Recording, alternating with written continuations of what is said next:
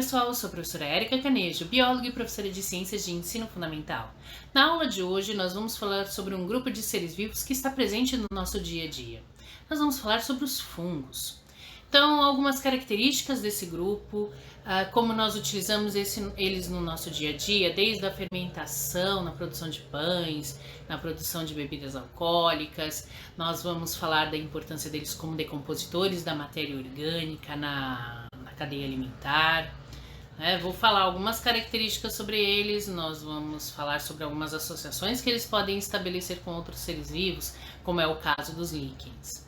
Então, continuem aqui e vamos para a nossa aula, pessoal. Então, pessoal, começando a aula de hoje, como eu já adiantei, o tema são os fungos. Eles pertencem a um grupo de seres vivos, um reino de seres vivos chamado de reino fungi. Nesse grupo nós temos organismos eucariontes, ou seja, que a célula ela tem uma membrana nuclear envolvendo e protegendo o núcleo, e são organismos heterótrofos, heterótrofos por absorção. Já vou explicar mais ou menos como que é isso, tá? Mas heterótrofos, de uma forma geral, são aqueles que se alimentam de outros seres vivos, diferentemente dos autótrofos, que é o caso das plantas e das algas, que são os que produzem o seu próprio alimento através do processo de fotossíntese.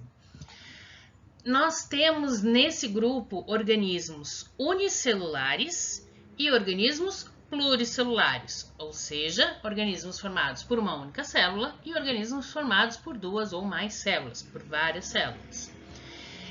Esses organismos têm em comum viverem em ambientes quentes e úmidos, tá? Uma grande parte desse grupo são organismos terrestres, mas existem ainda algumas espécies aquáticas, tá? Mas a maioria é terrestre. Como representantes desse reino, o que nós temos? Nós temos as leveduras, nós temos os bolores, os cogumelos e as orelhas de pau. Existem algumas características que são específicas, que são exclusivas dos fungos.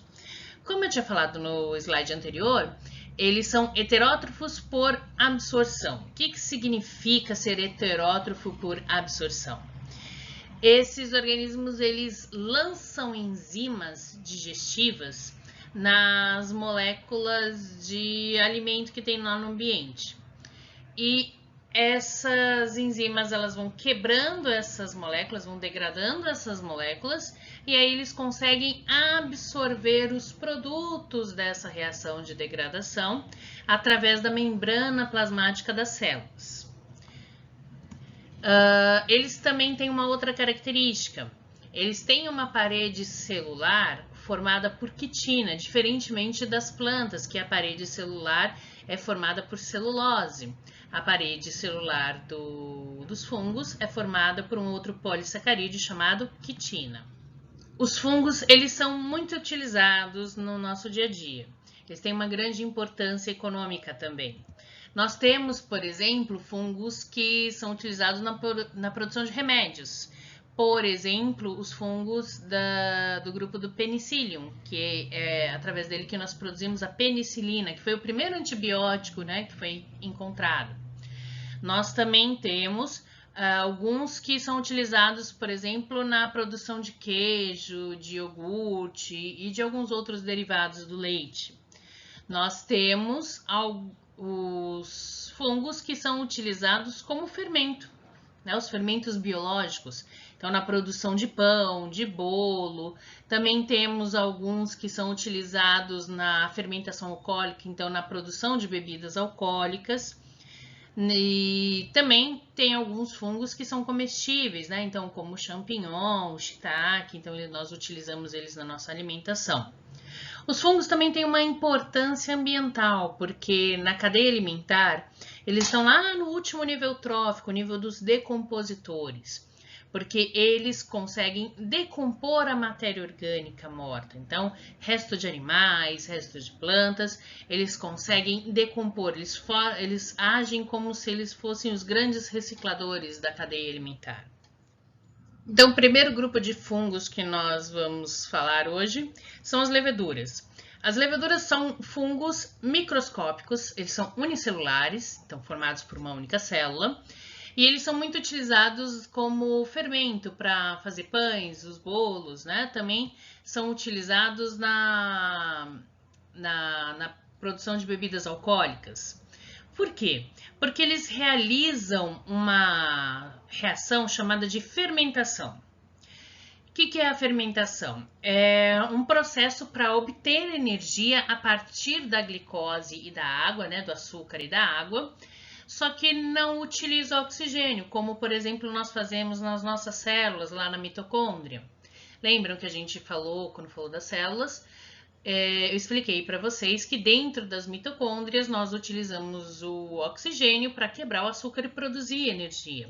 Os fungos eles têm a capacidade de produzir essa energia quebrando o açúcar sem a utilização do oxigênio. Essa reação de produção de energia a partir do açúcar sem utilizar o oxigênio é chamado de fermentação, tá? E dessa fermentação nós temos como produto o gás carbônico e o álcool. Então, como eu falei para vocês, as leveduras, elas fazem esse processo de fermentação. Então, pode ser, por exemplo, como fermento biológico, né? Então, ele vai pegar lá, você mistura o fermento biológico lá na massa do pão. Nesse fermento biológico tem as leveduras.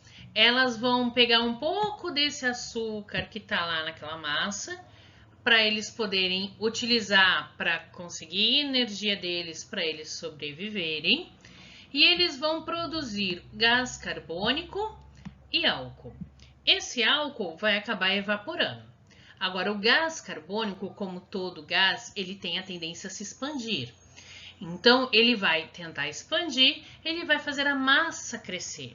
Então, por isso, quando você faz ali o pão, ele fica cheio de buraquinhos, né? Cheio de entradinhas. Que são o quê? É onde tinha o gás carbônico que foi formado nesse processo de fermentação. É a mesma coisa que acontece no processo de fermentação alcoólica. Então, quando você utiliza as leveduras que vão transformar o açúcar, só que aqui é o açúcar do caldo da cana, vai transformar isso em gás carbônico e etanol. O gás carbônico vai se dissipar pelo ar e o etanol é o que vai ser utilizado como combustível. Outro tipo de fungo são os bolores.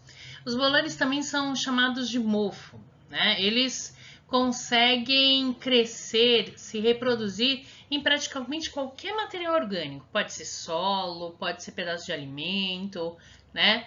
Então, eles conseguem se reproduzir e conseguem crescer em praticamente todos os materiais orgânicos.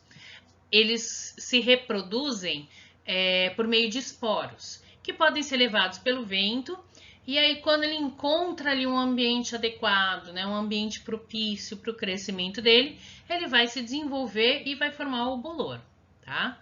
Então, por isso que acaba embolorando alguns alimentos depois de algum tempo.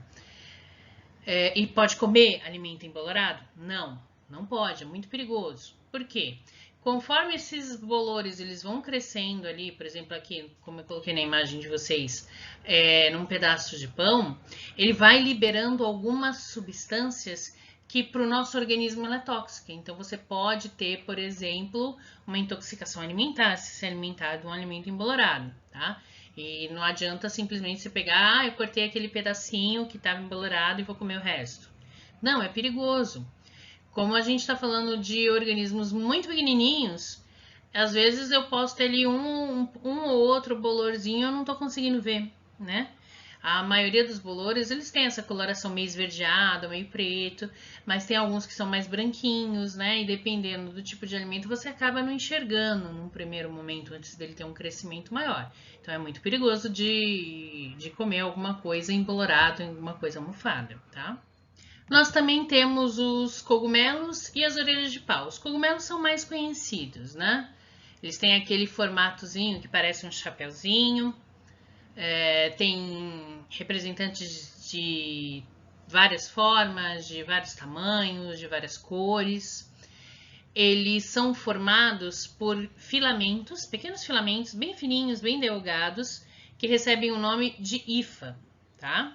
Então, o conjunto dessas células que formam um cogumelo recebe o nome de hifa. A esse conjunto de hifas, eles vão receber o nome de micélio, que é o que eu tenho aqui, ó. Então, aqui, cada um desses fiozinhos, eu tenho aqui hifas. Ao conjunto de todas essas hifas vão formar aquilo que eu chamo de micélio, tá? Os cogumelos, eles vão ser formados por um emaranhado de hifas, né? Então, um bolo de hifas, como está representado aqui, ó. Então, eu tenho as hifas aqui, que ficam por baixo do solo, como parece até raiz de planta, né? Mas não são. E eles vão subindo e vão formando todo o corpo do cogumelo, tá? Essa parte aqui, né, de cima, que é chamada de chapéu. E aqui por baixo desse chapéu, eu tenho a região que vai ser a responsável pela produção dos esporos, que é o corpo frutífero, tá? Ou corpo de frutificação, ou estrutura de frutificação. Aqui que vão formar os esporos, que é o meio pelo qual ele vai se reproduzir. Então, a reprodução dos cogumelos e das orelhas de pau, da mesma forma que os bolores, também ocorre por esporos. As orelhas de pau, elas são bem parecidas com os cogumelos, tá? Também são formadas por um emaranhado de hifas, só que são aqueles que são encontrados em troncos de árvores mortas, ou às vezes vivas mesmo, né? Então, eles parecem realmente ter um formato que parece de uma orelha, então por isso que eles recebem esse nome de orelhas de pau. Os fungos, eles podem ter vida livre, né, viver livremente no ambiente, eles podem ser parasitas, então como o caso dos bolores, né, que vai parasitar, vai ali decompor alguma matéria orgânica. Alguns podem viver, por exemplo, na pele, então são o que nós chamamos de micose. Mas eu tenho alguns fungos que podem viver em associação com outros seres vivos. E aí eu estou falando de uma associação benéfica, não um parasitismo, que é o caso dos líquens. Os líquens, ele é uma associação entre algas e fungos. Então, aqui eu tenho, né, mostrando uma imagem de microscopia. Então, essa parte mais clarinha aqui mostra as hifas de um fungo. E em verdinho aqui, né, todo nesse emaranhado, eu tenho alga, uma alga unicelular. Esse tipo de associação, ela é benéfica para os dois indivíduos. Por quê? Porque o fungo, ele vai retirar a água e os sais minerais que tem ali no solo ou na água, né, no ambiente onde eles estiverem, ou no tronco de árvore também, né? Nós temos líquens em troncos de árvores. Então, ele vai tirar água e sais minerais desse ambiente onde ele está. Esses nutrientes, ele vai dividir com a alga, e a alga, ela tem a capacidade de fazer fotossíntese, ou seja, transformar a matéria inorgânica em matéria orgânica, produzindo o próprio alimento. Então, ela vai pegar esses nutrientes e vai conseguir fazer a fotossíntese, transformando aquilo em alimento, transformando aquilo em energia. E aí, essas substâncias orgânicas que ela consegue formar através da fotossíntese, ela vai servir tanto para essa alga quanto para esse fungo. Então, é uma associação que é benéfica para os dois.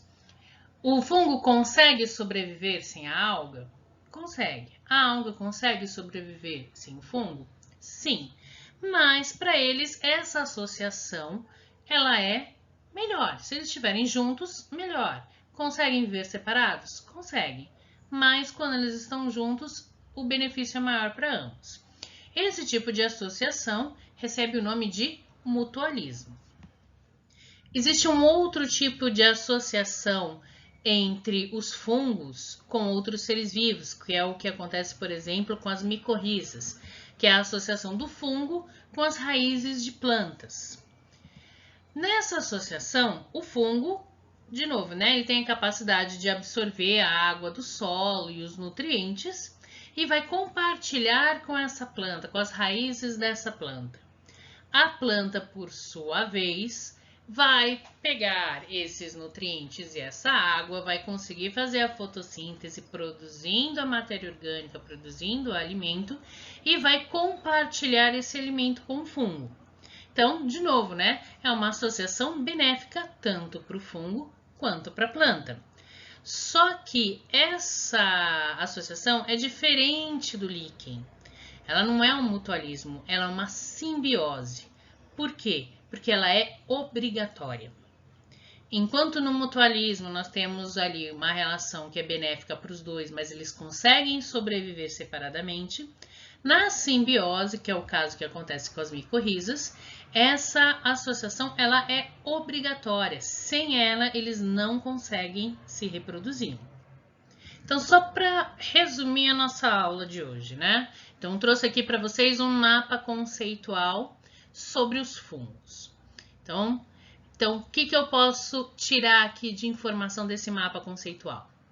Que os fungos têm alguns exemplos muito conhecidos, alguns organismos muito conhecidos, como as leveduras, os bolores, os cogumelos e as orelhas de pau. Esses fungos, eles são seres heterotróficos e vão atuar no ambiente, vão atuar na cadeia alimentar como decompositores. Esses fungos, eles podem se reproduzir por meio de esporos. Os fungos, muitos são venenosos. Existem fungos que são venenosos, como, por exemplo, o chapéu de sapo, que é aquele que tem a parte de cima do chapéu toda vermelha, tá? Alguns fungos podem ser utilizados na alimentação. Exemplo que a gente conhece, o champignon. Só ele? Não. Nós temos o shiitake também, existem outras espécies de fungos que nós usamos na alimentação.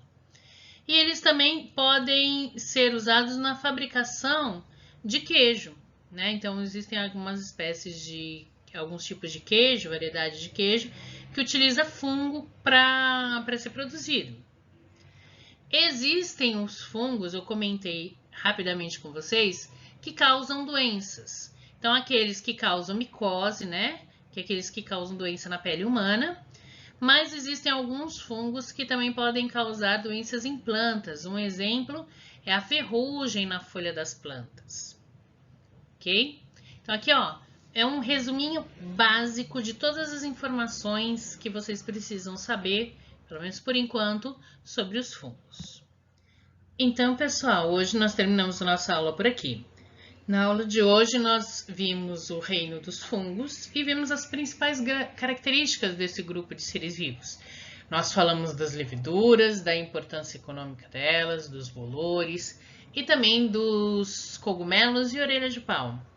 Nós também falamos um pouquinho sobre alguns tipos de associações de fungos, como os líquens e as micorrizas. Então, façam as atividades da plataforma. Se tiverem dúvida, deixem nos comentários. E até a próxima aula, pessoal!